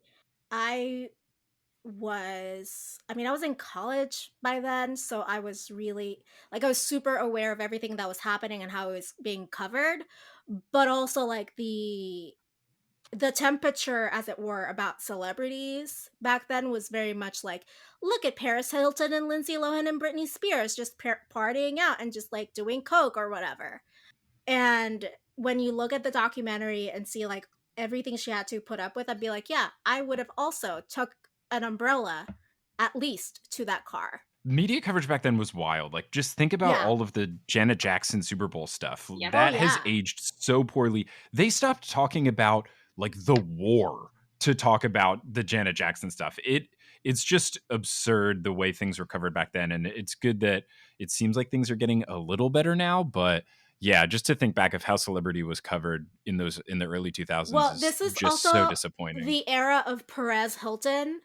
Yeah. Oh, terrible person. Who was Awful. completely like, now he tries to be like People Magazine, like the most positive spin person, but he used to be like super nasty and like derogatory towards everybody. all the everybody, and it was just very hateful. So, but that was he was able to exist and thrive in that area because there was an appetite for it. Yeah, and I'm watching this documentary, it became so completely obvious to me that the coverage of Britney's life and the things that she had to go through in the media and in public was very, very, very sexist. A lot of the things that she 100%. went through were a lot of things she went through were solely because she's a woman. And like the way that they covered her breakup with Justin Timberlake, awful. I mean, look at the Janet Jackson Justin Timberlake thing. The fact that Janet took all the heat, but not the guy who did the ripping of the thing. Obnoxious. No, Justin Timberlake's career thrived off of the quote unquote failings of like the women in his life. It's awful. Yeah. So he literally had a hand in both of those things. Hey. on the destruction of both those images, because like after she and Justin broke up, that's kind of when her career, it didn't tank, but her public perception, her image, she wasn't that like sweet little innocent girl anymore. She broke the heartthrob's heart, apparently. I don't know. So it's really eye-opening. If you like Britney, or if you don't even know that much about Britney, I would definitely consider watching it. That's it for my media. I did have one plug though, because we recorded a special episode of Speak BC last night that's going to be releasing on Sunday, on Valentine's Day. It's a special Valentine's Day episode. We also have a announcement about the future of the pod that I highly suggest you listen to if you care about what's going to happen with that podcast until Fantastic Beasts 3 comes out. And we talk about Vila and the Valentine's Day Massacre, and it's pretty great. So take a listen. Awesome. Well, I am on another week on my 30 monedas, 30 coins / action priest, as I like to call it, bullshit. But I did finish a delightful novel that had been on my to be read pile called Spoiler Alert by Olivia Dade. If you had ever wondered, like, what if the actor from my favorite TV show that's based on a book also wrote fanfic and then we met on a fanfic forum and without me knowing and all this other stuff, give it a read. It's great. That's awesome. That sounds really good. All right, that's it for today's episode. Join us next week as we get to chapter 23. I don't know my numbers Not anymore. 32. We're skipping 10 chapters. Memento, the podcast.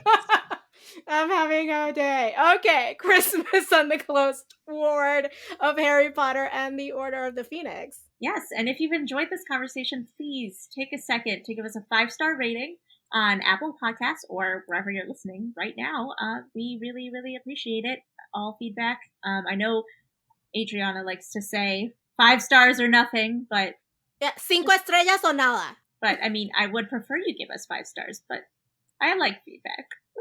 I like only 5-star affirmation. That's You can still leave constructive criticism, but then also make it 5 stars. That is possible. Exactly. Like 5 stars, Yes. great. Here's one thing I think you could improve. Everyone wins. Follow Mike's advice. He's wise. Until then, politics managed.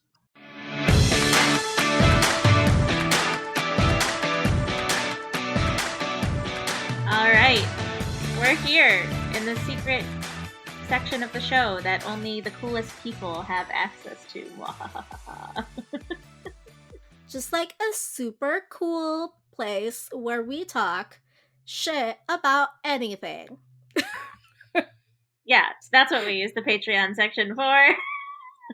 Just talk shit. We're the Rita Skeeters of podcasting. We're back on our bullshit, guys. Heck yeah. Well, we're actually going to be talking about somewhat of like a wholesome type of, I guess. I mean, depending on... Well, wholesome yet deeply problematic topic. Yeah, yes. I mean, on the surface, wholesome. When you dig into it a little bit deeper, maybe not. This Patreon segment, we're going to be discussing, I know it sounds vague and broad, but we're going to discuss love in the wizarding world. There's a lot actually to dive into in regards to the concept and existence of love and the power and the magic behind it in this specific world. Don't you agree? I mean, to quote a great band, all you need I believe is in a thing called love. love. No. That was the other one. That was the other one. I believe in a thing called love. Just listen to the rhythm of my heart. Yeah. Or, what is love? Baby, don't hurt me. Don't hurt me no more. Oh, man. And this has been Karaoke with Helene and Adrian. How many songs with the word love in it can we think of? Oh, wait. Literally all of the songs have the word love in them. So the reason I got this idea for this segment was, well, this is releasing on February 13th, the day before Valentine's Day. So I thought it would be nice to talk about, what Valentine's Day is all about, but specifically in the context of Harry Potter. But I've always been intrigued. There's the love room in the Department of Mysteries, which we don't know a lot about, but we know it's very intriguing and very complicated. Mm-hmm, but then we also know that love is kind of the overrunning series of the overrunning theme of the entire series. Starting, the very first chapter, basically, when we find out that, Lily sacrificed herself for her child. And later we find out that her love is the thing that stopped Voldemort from being able to kill Harry as an infant back at the very beginning. And how that's protected him. Her love has protected him in a really physical way that's manifested in magic throughout the whole saga, basically. Yeah, and we have ideas of love in the books. There's you know, fraternal love, there's friendship, type of Yeah, love. There's tough love if you're looking at McGonagall, yeah. But that's all kind of like intangible love, right? Like you can't measure it. And I feel like, I mean, can you measure a mother's love? well, I mean, when I say intangible and like not measure, I mean, there were no physical Manifestations. manifestations. Exactly. Yeah. Um, so the fact that Quirrell literally couldn't touch Harry without turning to dust, basically, in the first book, is because of love. Like that is the physical manifestation of magical love. I mean, yeah, you have a really good point there. What I am wondering is, though, onto the less great part of the series Hmm. in terms of love, is we have this potion, the love potion. Sorry. And that potion kind of strips the taker from their free will, and they become in love with the subject, right? Yeah. And this is romantic love, correct? I mean, Lust? it's infatuation and lust. Yeah. I mean, Yeah. it should really be called the lust potion, but whatever. So I just wonder, like, are there, to me, that's like manufactured, obviously, like Uh, manufactured love or whatever. yeah. But are there any other ways to manufacture other types of affection? Like, is there a potion that A makes friend someone potion want that to makes, be your friend? yeah, Yeah. like a friend potion.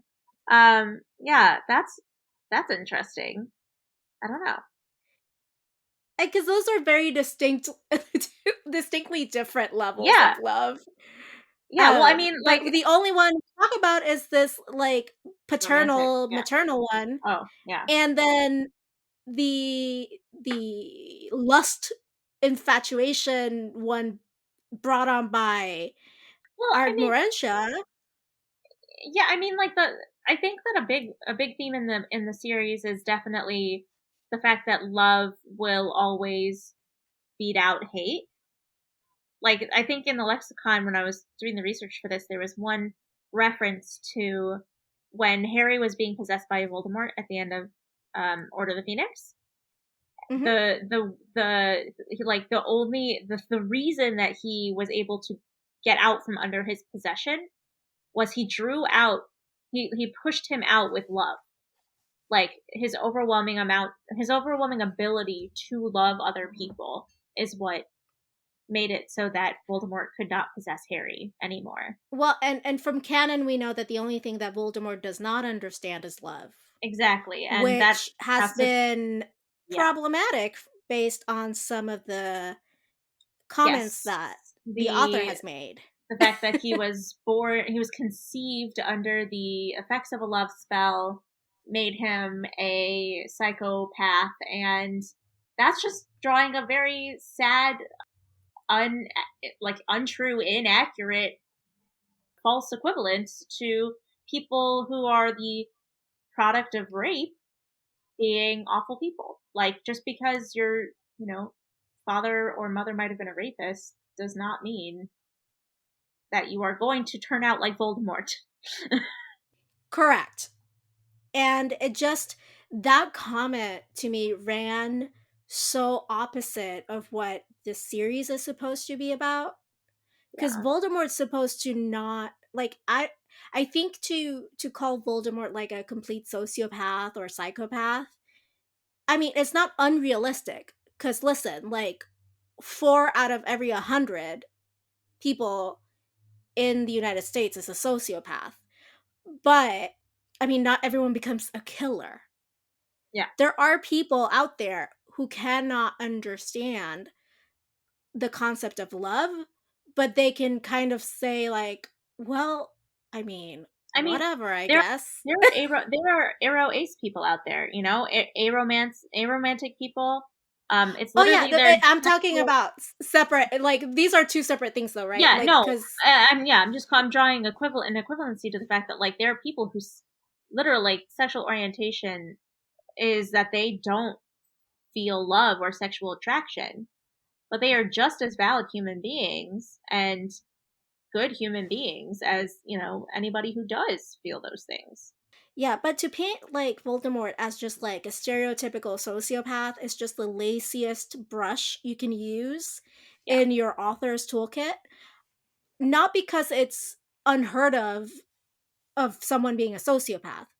It's not about that. It's about like what if he can kind of like he could feel it, but he just like threw it aside in favor of his ambition, and the piece of himself that he destroyed by doing so is what makes him like that, rather than he was just the product of a rape, so of course he's messed up. Yeah, I think it was just convenient, oh, he's incapable of love. Oh, and it also just happens to be that he was conceived under a love potion, so let's just, make those two things related somehow. And A doesn't necessarily have to go to B. Yeah, Like there's no like what is it, causation is not correlation. Just because one thing happened first and then another thing happened second doesn't mean the first caused the second part. exactly. Yeah, causation does not equal correlation. Or correlation does not equal causation. That's what I meant to say. Yeah, definitely. I think Yeah, that they. sorry, I messed that up, but Yeah. you get the I idea. also, I also messed it up. So yeah, I mean, it's just so weird because I feel like when J.K. Rowling tried to create this theme or whatever throughout the books, she like couldn't make up her mind. She was I feel like she really needs to go see a therapist because I don't exactly know. I mean, for this and many other reasons, but specifically for this reason, she should go see a therapist because I think that her concept of what love is very confusing. I think she would be singing, I want to know what love is. I want you to show me, to the Exactly. therapist. I Yeah. mean, because like we see, like I think that if she just left it at mother's love protects, provides protective magic to make sure that, or even just a sacrificing love, because not even just doesn't have to just be mother's love. It's the love of sacrificing yourself for other people, because Harry does that in Deathly Hallows. He sacrifices himself for the entirety of Hogwarts, and because of that, no one is injured in the Battle of Hogwarts from that time on, because they're being protected by his protective love magic. So like I like that theme a lot. It's awesome. It's very, very interesting to me. But she kind of invalidates it with Amortentia, with a love potion, because the existence of a love potion in general makes love something that you can manufacture and imitate and force, which kind of strays away from that idea that love is like this pure magical protective thing. Well, the idea is, I think, that it's a counterfeit love, like it's not real love. Maybe you know how she. Yeah, but I she mean, also I'm not. like speaks highly of it throughout the series. Mm-hmm. Like No, no, no. Molly talks about it, Ginny buys some, like it's not like this reviled thing. Do we think? Okay, so this is where to me it gets a little bit. Well, this is Armortentia for me is pretty problematic. Yeah. But do we think she started out thinking of Armortentia as something like perfume, which could, I don't know, Attract someone. Yeah. be seen as like an attraction situation Yeah, that like we all, pheromones or something. yeah, like where we as women Hmm. wouldn't like necessarily side eye anyone else for buying perfume or cologne. Yeah. Or And even just then like chemical attractants like pheromones and things like that. Like those are for sale. real. Yeah, Yeah. like And so and actually some perfumes have pheromones in them.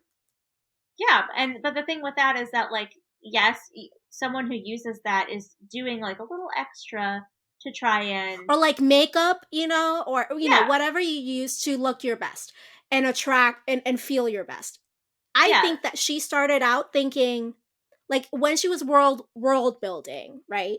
I think that she saw Amortentia more like that, like a luxury good that just made you more attractive in the way that women buy makeup and perfume, Yeah, but even if it's for themselves. well, there's a difference though, because perfume and pheromones and all those things, those are things that you buy to consume or use yourself. Amortentia, love potion, is something You that you yes. give to someone else. Oh no, but that's what I was trying to say is I think she tried to make that connection at first when she was Hmm. world building, and then she threw that out the window when it became like, oh no, this is basically like a roofie. Yeah, but then she ran with it. Like, Exactly. that's the I issue. know. It's just insane. Yeah. So I wanted to on this kind of, Continuity errors, you yeah, know? on this topic, I wanted to read she made some comments about the love room in the Department of Yeah, go Mysteries, ahead. because this is like one of the book's biggest mysteries to me, is like, what's in that love room? Why is it so important? Why is it? And I'll read it, and then I'll kind of expand on it. So this is what J.K. Rowling said on the love room. What's in the love room? It's the place where they study what love means. So that room, I believe, would have it at its center a kind of fountain or well containing a love potion, a very powerful love potion. You know that the first time that they ever enter Slughorn's potions class, and he starts talking about Amortentia, the love potion, and he says it's the most dangerous one in the room.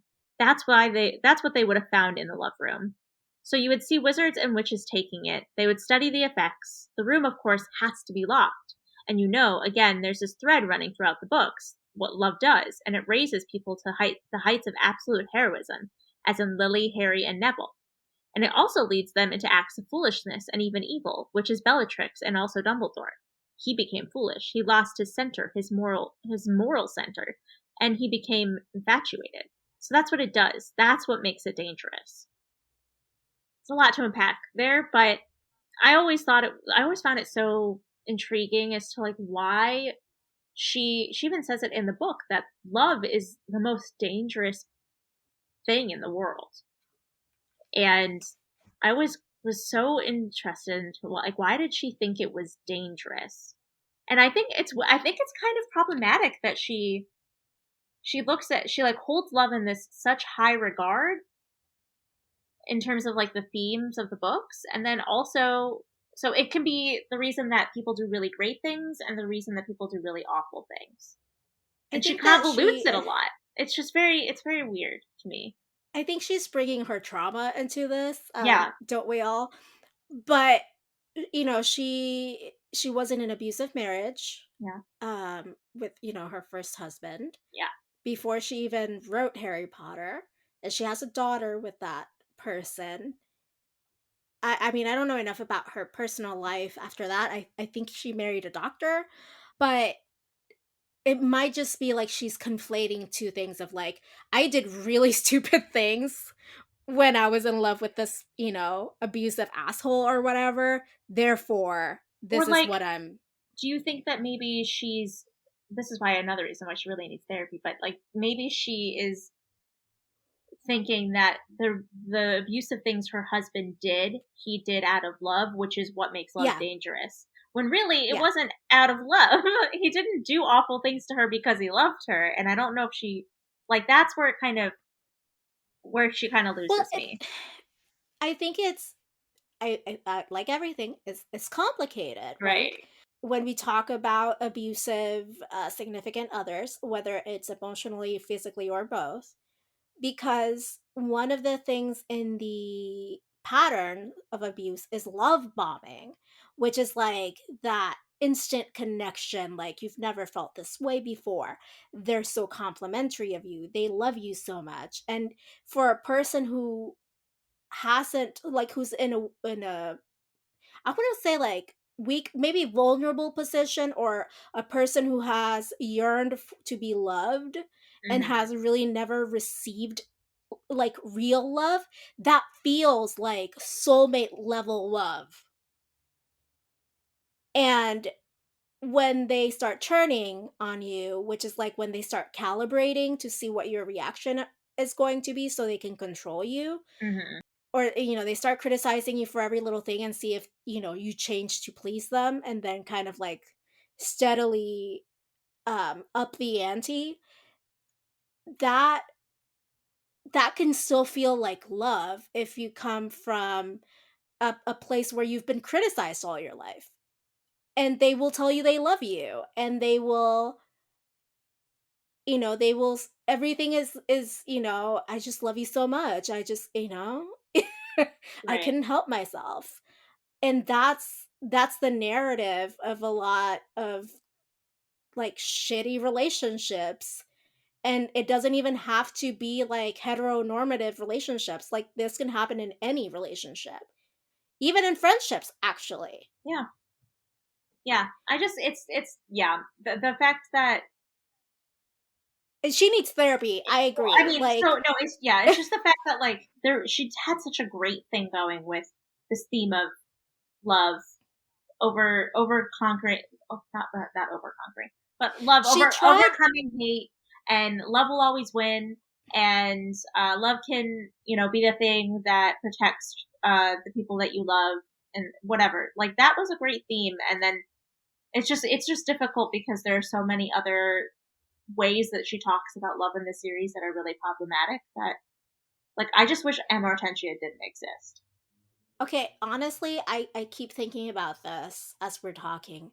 And I think that what ended up happening about with the whole love thing, that she Yeah. had a good thing going, is that she had this concept Hmm. and she's like, "Great. I'm going to write I'm going to write around this, right?" So she had like the thing. And then like midway through she's like, "Is it maybe too simple? Is it not displaying enough nuance?" And she probably overthought it to the point of ruining it throughout like the Yeah, rest of the I don't know. books. I have no idea. But I like, Having not written 7 books in a row, yeah, I can't right, relate. exactly. I love that you made this note here that says that while love is the central idea of the series, it's not romantic love. It's rather the love that a parent has for their child. And I just want to point out that I believe she wrote this book kind of as like a reaction to her mother's death. Yes. Or her parents' death. I think it One was her of the two. mother, but I Yes. can't exactly remember. But I feel like this, like just writing that theme was probably very therapeutic for her. She got to, But yeah, Joe, I you know. got money now. We need you to Like go see a therapist.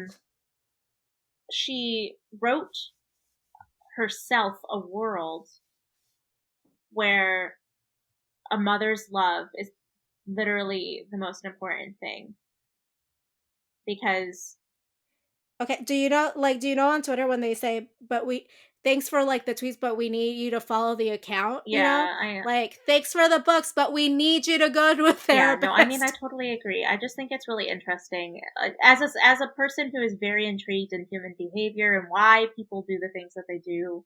It's really, really. I think it adds something to know that that's the motivation behind the theme of love in the books, because it makes it more meaningful. I think it's also pretty subversive because when we talk about love culturally, we almost always mean Yeah. romantic love. In terms of the discourse, in the open. And there's a lot that is being left out when we talk about relationships as only being romantic. I have a very great friend whose area of study is actually Wow, friendship. that's fun. I would like to study Oh, you guys are two that. Hufflepuffs in a pod. You'd love her. Her name is Dr. Elisa Lucas, and she is a communications professor. And her main area of study is friendship and how that gets kind of sidelined, like those Yeah. really important relationships that can be even more transformational than romantic love. They get Well, sidelined in the and I discourse. definitely think that friendship and love is extremely important. But you know what I think, the type of love that is the most underrated? It has to. No, Love of food? it has to be self-love. People don't talk about that Yeah. nearly enough. Like Valentine's Day, I've been single for a while, and I I used to be like crazy obsessed with finding a relationship, being with someone. I felt like I couldn't be complete without someone. And then I went through my emotionally abusive relationship, and that's when I decided to focus on myself. And all this to say that it wasn't until I had many a Valentine's Day where I thoroughly was just not interested in being with someone, um, that I realized that it was a really great day to focus on the relationship I have with myself, how I think about myself, how I Mm-hmm. can cultivate those feelings of love and acceptance for myself. And I wish that was a bigger theme in media. Like I wish self love was talked about more. I love that. I also am the kind of person who enjoys, even though I'm an extrovert, I do enjoy moments of solitude. So I have, Mhm. pre pandemic, imagine a world where there's not a pandemic. I would take myself out for like solo dates to the movie theater or, Yeah. just Well, be the out thing is, by you don't have to myself. be physically alone to be practicing self love because, yeah, Oh I no, mean, no, correct, yeah, correct. But that was my idea of self-love is yeah, treating exactly. myself But so, out. like, when I say like being alone, I mean just like not in a relationship with anybody. But a lot of the ways that I practice self Oh, love is cultivating those friendships and relationships in my life that make me happy, that make me a better person. By spending time with people that I love, I am nurturing myself and making myself happy, and therefore practicing self love. yeah, and again, like self-love super Yes, important, right? And also it's the only way that you're able to have not only a healthy relationship with yourself, but enough in your cup as it were to give right. out to Yeah. others. And it would have been really, Cuz you can't give if you don't refill your exactly. own It would cup. have been really nice to see a theme of self love in the series a little bit. I feel like a lot of the stories told throughout Harry Potter are kind of dependent on love coming from outside sources. Whether it's whether it's, parent love, friendship love, or romantic love. Yeah, I think you're completely, correct. I wish, now that I think about it, I too wish we had seen like an arc where Harry's like, self love is all I need to defeat Right. Voldemort. Yeah, like Like a chicken soup for the book, I mean, I guess we sort of, chicken. What is it? yeah, Like chicken soup chicken for the soup for soul. the soul I book. guess we sort of somewhat tiny itty bitty bit see it with Neville, and the fact that like he is so Yeah, not confident and so like self conscious the first few books, and then he kind of does come into his own. And I think that speaking speaking of Mhm. Neville, my boy, that's who I would want to Yeah, read that the would be really series interesting. I from. was just thinking about that. Like, imagine if we could see Neville's perspective during those years when he's kind of finding himself. Like how are those inner monologues changing from "man, I suck, I'm the worst" to "I actually think I can do this. I'm actually getting pretty good." And Like, I'm a yeah, like, plant oh, I found daddy. something I'm passionate Yes. about. Oh, like I'm really starting to love the person that I'm becoming, and the person that I am. And that kind of is like it's just like a circle of, giving love to yourself makes you give you more things to love about yourself, and then you give more love to yourself, and it's just like a cycle. And I think that that's why we get badass, Nagini killing Neville at the end of the series, because he was able to find that self love God because he stopped bless. needing that validation from outside sources as much, right? Because I think the reason that he was so down on himself at the beginning is because of his grandma. Like he wanted validation from his grandma, he wanted validation from his teachers, he wanted validations from his friends, and then he realized like I can give myself that validation and I can be just as good. Yeah. And it's always really so Harry doesn't need validation from the Dursleys because he doesn't Right. respect them. But Neville loves and respects his grandmother. So to hear that from someone you love is so hurtful Oh yeah. and Believe damaging. me. I know. Oh, I speaking from You're experience right. again. Right. Me. We really connect with this character of Yeah. Neville, you Yeah, and I I. have definitely a deep love for Neville and the journey he has throughout these books. You know what? He's kind of like low-key Seth's Aw, favorite that's sweet. character. He always is like in the background for me, like I do love him, but I don't think about him very often. But when I do think about him, I love what I think, like I love him. But, he's not at the I think he's like the real underdog, and maybe that's yeah. why Seth is like, He's yes, not at I the am rooting forefront for of you, my mind, Neville. but he's a stand-up guy. By Yeah. design, though. By design. So that's why I A book from his want career. Yeah. the Yeah, books from his that's point of view. interesting. Yeah. Anyway, that's it for Yes. today.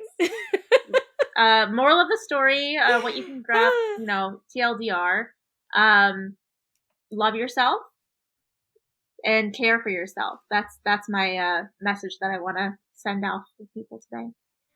What is it that RuPaul says about I loving don't know. yourself? What does RuPaul say about loving yourself? Okay, wait. Okay. Quote by RuPaul. If you don't love yourself, how in the hell you gonna love somebody else? I mean, By RuPaul. true. I know a lot Accurate. I mean, I do have to say, I and know a lot of succinct. people, well, not a lot of people, I know a handful of people that are in, like, I would say, quote unquote, successful romantic relationships that I don't believe love themselves. And Are you subtweeting me, no, really? not at all. Look, you're probably I'm just kidding. you're definitely one of the just more emotionally like aware people that I have in my life. But no, I definitely know people who, like, those type of people that like jump from relationship to relationship who are uncomfortable being alone. Oh yeah. And I mean, maybe they're the exception, not the rule. Maybe that it is possible to love someone else fully without loving yourself. But No, I think if you don't love, okay, so coming from experience also, if you don't love yourself, right, and you're in a romantic relationship, you are going to become like slightly or overtly yeah, codependent, that's and true. that is That's not true. I love. mean, seeking outside validation from your romantic partner, while your romantic partner should give you outside validation, it shouldn't be a necessity in your relationship. Anyway, Correct. happy Valentine's Day. We love you guys. And thank you so much for supporting the show. And we hope that you make this Valentine's Day about loving all the people that are important to you in your life, but most importantly, yourself. Yeah, but like not in a sociopath narcissistic way, in a very healthy, balanced way. And please see a therapist if you're having like thoughts like JK's about love. Thank you. I was trying to end it on a happy note, and then you say something like that. Oh my lord. But also, happy Valentine's Day!